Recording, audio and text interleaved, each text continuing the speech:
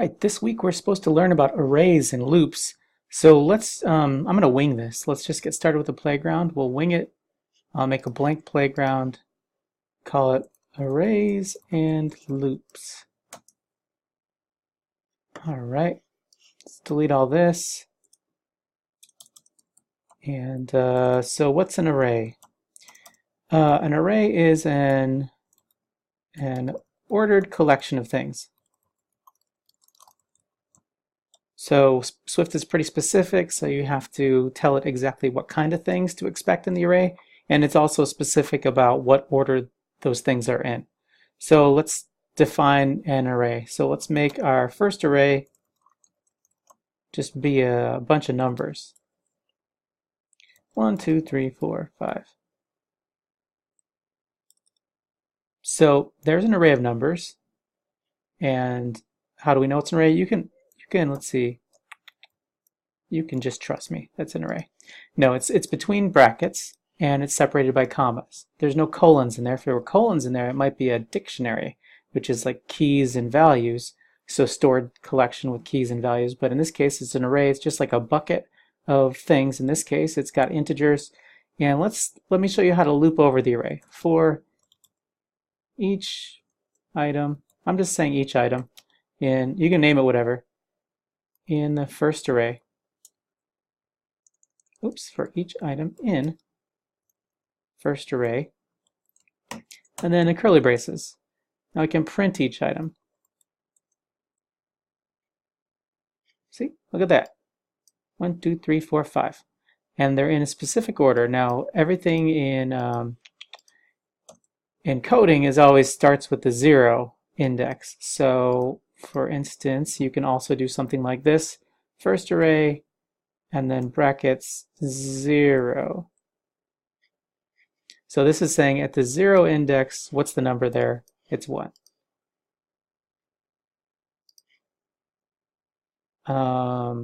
This is a way to define an array that's got stuff, but if you want to create an empty array, a blank array, let's make an array of strings. Let array strings equal, and then string, and this. So now we have an empty array of strings we're creating. You can also define a placeholder for an array kind of like this. Strings equal, strings of type.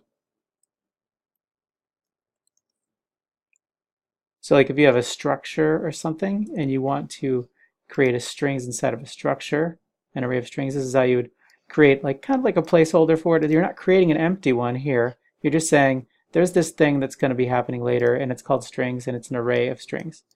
So you see we have to specify what the array is. You can't just leave it like that. It's going to have a problem with that. You have to say something's in there. And so in this case, it's an array of strings. You can also make an array of structures. So if you have like dogs, you can make an array of dogs or cats or people. And then this is how to for loop through the array. Now, if you want to for loop through the array with an index in there, let me show you how to do that. So, okay, so instead of for each item in array, we're going to do for and then parentheses here. And in between the parentheses, you want the index, comma, and then the thing. I don't know, you could call it the element, you can call it each item, you can do whatever. In, and then list dot, I'm sorry, in each item, or in first array dot enumerated.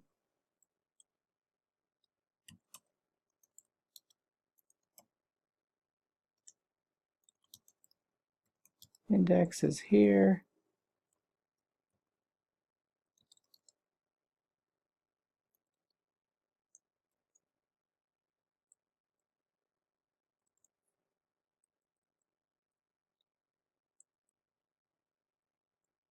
All right, let's see if it does something there.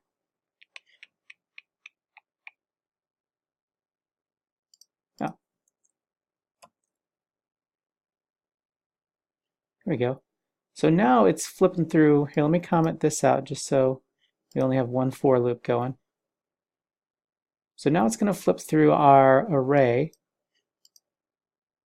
Our first array is right here. I'm just going to call this numbers to make it easier.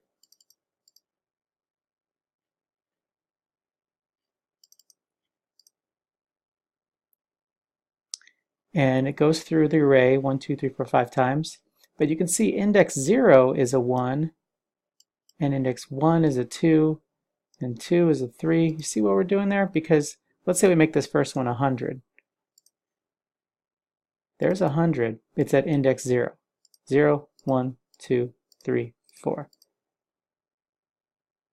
So this is how you check to see the index of things. So you could check to see what's at index 1, for instance, and then act accordingly, and then take the value of index 1. All right, this is arrays. This is for loops. Hope you learned something. Take good care.